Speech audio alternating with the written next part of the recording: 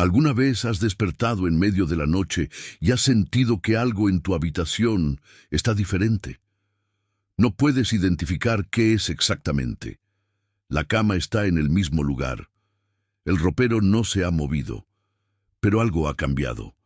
Algo pequeño, casi imperceptible. Y esa sensación te acompaña hasta que vuelves a quedarte dormido. En Odessa, en el año 1889, los huéspedes de un hotel comenzaron a reportar algo similar, pero no era solo una sensación. Las habitaciones realmente cambiaban, se movían, se reorganizaban cuando todos estaban dormidos, y lo que descubrieron cuando trataron de descubrir por qué fue algo que ninguno de ellos pudo olvidar jamás. Si vas a seguir aquí, si vas a permitir que esta historia entre en tu mente y se quede ahí como una astilla que no puedes sacar, necesito que hagas algo ahora mismo. Suscríbete, no como un gesto casual mientras ves videos, sino como un pacto entre tú y yo. Porque lo que voy a contarte va a cambiar la forma en que miras tu propia habitación cuando apagas la luz. La forma en que confías en las paredes que te rodean. Y cuando eso pase, vas a querer volver aquí. Vas a necesitar confirmar que realmente pasó, que no lo soñaste. El Hotel Richelieu estaba en el centro de Odessa, un edificio de 4 pisos construido en 1856, elegante para su época, con escaleras de mármol y candelabros de cristal que colgaban del techo como arañas congeladas en el tiempo. Era el tipo de lugar donde se hospedaba gente importante, comerciantes, diplomáticos, artistas que llegaban al puerto desde París o Viena. La gente venía buscando lujo, comodidad, un lugar donde olvidarse de los problemas del mundo. Pero en el otoño de 1889, el Hotel Richelieu se convirtió en otra cosa, en un lugar donde las personas dejaban de confiar en sus propios sentidos. El primer reporte llegó de un comerciante alemán llamado Heinrich Müller. Se había hospedado en la habitación 304, un cuarto espacioso en el 3er piso con vista al mar. Heinrich era un hombre meticuloso, de esos que cuentan sus pasos, que organizan sus cosas de cierta manera y se molestan si algo no está exactamente donde lo dejaron. La primera noche durmió bien, sin problemas, pero cuando despertó la segunda mañana, algo estaba mal. La cama. La cama estaba en otro lado, no mucho, tal vez 1 metro hacia la izquierda, pero suficiente para que Heinrich lo notara de inmediato. Se levantó, miró alrededor. Todo lo demás parecía igual, el escritorio, la silla, el espejo, pero la cama definitivamente se había movido. Llamó al encargado del hotel, le preguntó si alguien había entrado durante la noche. El encargado negó. Dijo que nadie tenía acceso a las habitaciones después de las 10 de la noche, que Heinrich debía estar confundido. Tal vez había bebido demasiado. Tal vez no recordaba bien cómo estaba la habitación cuando llegó. Heinrich insistió. Sabía lo que había visto, pero el encargado solo sonrió con incomodidad y se fue. Heinrich pasó el día inquieto. Esa noche, antes de dormir, tomó precauciones. Puso marcas con tiza en el suelo, alrededor de las patas de la cama, alrededor del escritorio, alrededor de todo. Si algo se movía, lo sabría, y luego se durmió, o al menos lo intentó, porque cada vez que cerraba los ojos, sentía que algo estaba observándolo. Pero cuando los abría, no había nadie. Solo las sombras que proyectaba la luz de la luna a través de la ventana. Cuando despertó, las marcas de tiza se habían roto. La cama se había movido de nuevo, pero ahora también el escritorio, y la silla, y el espejo.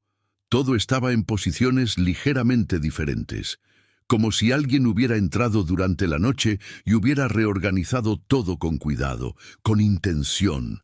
Heinrich salió de la habitación gritando, exigió hablar con el dueño del hotel, exigió una explicación. Pero no había explicación, Nadie había entrado. Las puertas estaban cerradas. No había señales de intrusión. El dueño del hotel, un hombre francés llamado Anatole Moreau, trató de calmarlo. Le ofreció otra habitación. Le ofreció un descuento. Pero Heinrich no quería descuentos, quería respuestas, y cuando no las obtuvo, se fue. Abandonó el hotel esa misma mañana. Y Anatole pensó que ese sería el fin del asunto, un cliente difícil, nada más. Pero estaba equivocado, porque empezó a pasar con otros huéspedes. Una mujer rusa en la habitación 201 reportó lo mismo. Los muebles se movían, cada noche, poco a poco, como si tuvieran vida propia. Un escritor polaco en la 405 dijo que su maleta había cambiado de lugar, que sus libros estaban ordenados de manera diferente, que alguien había tocado sus cosas, pero las cerraduras estaban intactas. Las puertas seguían cerradas desde adentro. Los empleados del hotel empezaron a hablar entre ellos, en voz baja, en los pasillos oscuros, en la cocina cuando nadie más escuchaba. Decían que el hotel siempre había sido extraño, que había habitaciones que nadie quería limpiar, habitaciones donde el aire era más frío, donde las velas se apagaban sin razón, donde escuchabas pasos cuando no había nadie. Anatole no creía en esas cosas. Era un hombre de negocios, un hombre racional. Necesitaba pruebas, hechos. Así que decidió investigar por sí mismo. Se hospedó en la habitación 304, la misma donde Heinrich se había quedado. Y la primera noche no pasó nada. Anatole durmió bien, sin interrupciones. Se despertó en la mañana sintiéndose ridículo, sintiéndose avergonzado por haber dudado de su propio hotel. Pero la segunda noche fue diferente. Anatole se despertó a las 3 de la madrugada, no por un sonido, sino por una sensación, la sensación de que algo había cambiado. Encendió la lámpara de aceite junto a su cama y miró alrededor. Todo parecía igual, pero entonces lo notó. El espejo grande que colgaba en la pared opuesta, estaba más cerca. No mucho, tal vez medio metro, pero definitivamente más cerca de lo que había estado cuando se durmió. Anatole se levantó, caminó hacia el espejo, lo tocó, revisó los clavos que lo sostenían en la pared. Seguían firmes. No había forma de que se hubiera movido solo. Alguien lo había movido, pero ¿quién y cómo?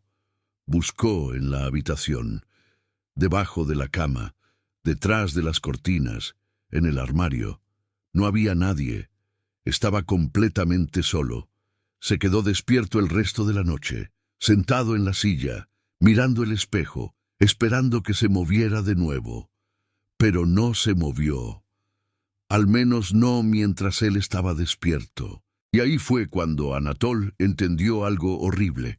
Las cosas solo se movían cuando nadie estaba mirando, cuando todos dormían, cuando la oscuridad era absoluta. Decidió hacer un experimento. La tercera noche no se durmió.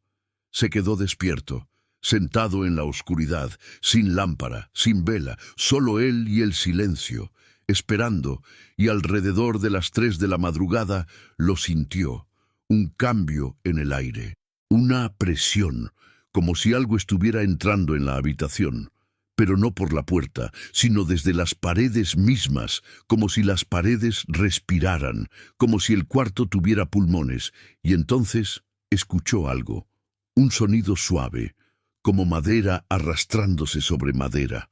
Abrió los ojos, pero no podía ver nada. La oscuridad era total, pero sabía que algo se estaba moviendo. Podía sentirlo. El aire se desplazaba. Las sombras cambiaban de forma, y ese sonido, ese maldito sonido que no paraba. Anatole encendió un fósforo.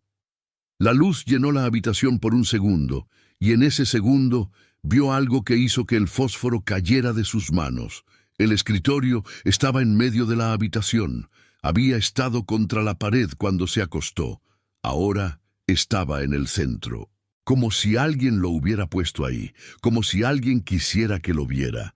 El fósforo se apagó, y en la oscuridad Anatol escuchó otra cosa, respiración, no la suya, otra, cerca, demasiado cerca. Salió corriendo de la habitación, bajó las escaleras y no regresó.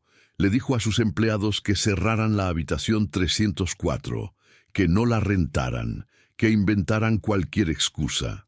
Pero la verdad era que tenía miedo. Miedo de algo que no podía explicar, algo que no podía controlar. Pero cerrar una habitación no resolvió nada, porque empezó a pasar en otras partes del hotel, en la 201, en la 405, en la 112. Los huéspedes seguían reportando lo mismo, muebles que se movían, objetos que cambiaban de lugar y ahora algo más. Empezaron a escuchar pasos en los pasillos durante la noche. Pasos que iban y venían, que se detenían frente a las puertas, que esperaban, como si quisieran entrar pero no pudieran, como si algo los detuviera. Una mujer llamada Ekaterina Volkov se quedó en la habitación 201. Era una pianista. Venía a Odessa para dar un concierto. La primera noche escuchó los pasos. Pensó que era otro huésped, alguien que caminaba tarde. Pero cuando los pasos se detuvieron frente a su puerta, cuando escuchó la respiración del otro lado, supo que algo estaba mal. Porque nadie respira así, tan profundo, tan lento, como si cada respiración fuera un esfuerzo. Ekaterina no abrió la puerta. Se quedó en su cama, temblando, esperando que los pasos se fueran. Y eventualmente se fueron. Pero cuando amaneció, cuando finalmente se atrevió a salir de su habitación, encontró algo. Marcas en la puerta. Arañazos. Como si alguien hubiera estado raspando la madera con las uñas, intentando entrar. Ekaterina dejó el hotel esa misma mañana. Nunca dio su concierto. Nunca volvió a Odessa. Y cuando le preguntaron por qué, solo decía que había algo en ese hotel. Algo que no era humano. Algo que quería algo de ella, pero no sabía qué. Los rumores empezaron a esparcirse por la ciudad. El Hotel Richelieu estaba embrujado. Tenía que estarlo. No había otra explicación. Y aunque Anatol negaba todo públicamente, en privado sabía que era verdad. Había visto demasiado. Había sentido demasiado. Y ahora tenía que decidir qué hacer. Contrató a un sacerdote ortodoxo. Le pidió que bendijera el edificio, que rezara, que hiciera lo que fuera necesario para limpiar el lugar. El sacerdote aceptó, recorrió cada habitación, roció agua bendita, rezó en cada esquina, pero cuando llegó al tercer piso, cuando entró a la habitación 304, se detuvo, miró alrededor, y luego miró a Anatol con expresión grave. Le dijo que había algo ahí, algo antiguo, algo que había estado ahí mucho antes que el hotel, algo que vivía en los espacios entre las paredes, en las grietas del piso, en las sombras que nunca recibían luz, y que no importaba cuánto rezara, no iba a irse, porque no quería irse, porque ese era su hogar. Anatole cerró el hotel 2 meses después, oficialmente por renovaciones, pero nunca reabrió. El edificio se quedó vacío durante años, y eventualmente fue demolido en 1923. Pero incluso durante la demolición, los trabajadores reportaron cosas extrañas. Decían que cuando rompían las paredes, encontraban habitaciones que no estaban en los planos, espacios ocultos, túneles que no llevaban a ninguna parte, y en algunos de esos espacios encontraron cosas, ropa vieja, objetos personales, como si alguien hubiera vivido ahí. En las paredes, en la oscuridad. Ahora piensa en esto. Piensa en las paredes de tu propia habitación, en el espacio entre ellas. ¿Qué hay ahí? ¿Solo madera y yeso? ¿O hay algo más? Algo que espera, que observa, que se mueve cuando no estás mirando. Si alguna vez has despertado y has sentido que algo en tu habitación está diferente, si alguna vez has encontrado tus cosas en lugares donde no las dejaste, si alguna vez has escuchado pasos que se detienen frente a tu puerta en medio de la noche, escribe en los comentarios solo 3 palabras. Se están moviendo. Y si conoces a alguien que duerme solo, que no debería leer esto antes de dormir, compártelo. Porque hay cosas que crecen en la soledad, que se alimentan del silencio. Las habitaciones son lugares extraños. Pensamos que son nuestras, que las controlamos, pero ¿y si no es así? ¿Y si las habitaciones tienen su propia vida, sus propias reglas?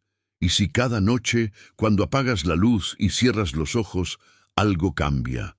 Algo pequeño, imperceptible, pero que se acumula, noche tras noche, hasta que un día despiertas y ya no reconoces el lugar donde vives. Esta noche, cuando te vayas a dormir, presta atención. Mira dónde está cada cosa, cada mueble, cada objeto, y mañana, cuando despiertes, revisa de nuevo, porque tal vez, solo tal vez, algo se habrá movido. Y cuando lo notes, cuando te des cuenta de que no estás tan solo como pensabas, vas a entender lo que sintieron esas personas en Odessa.